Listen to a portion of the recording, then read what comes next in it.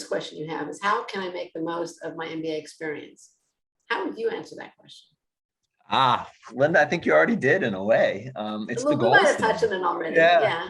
Yeah, no, but so I don't want to, I want to give you, I really liked the advice as you put it earlier, right? Like the goals are so often front and center as an applicant and during your time there. And then I think finding a way to stay true to them, the speed and the pace and the level of interesting things that I think are made available in the first few months and then throughout the time there. You have an incredibly smart group of people who I think are still very prone to herd mentality, where they will swarm to whatever the it thing is, because everything is interesting and exciting, and it can make it hard to stick to those goals. And Right. so I think having the goals up front and then finding the time for intentionality to step back, right? And whether that be talking with my buddy Adam at Kellogg or writing if you're a writer, like finding a way to kind of revisit those goals regularly.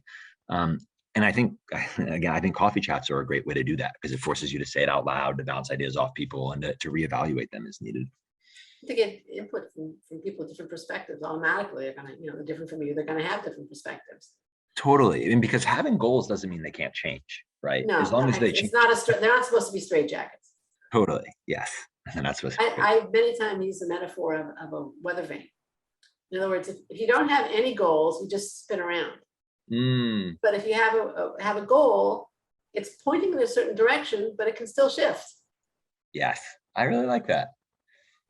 That's totally true, right? And so often it will throughout your time, and it should. Yeah, and it should. Have been. Absolutely. Absolutely.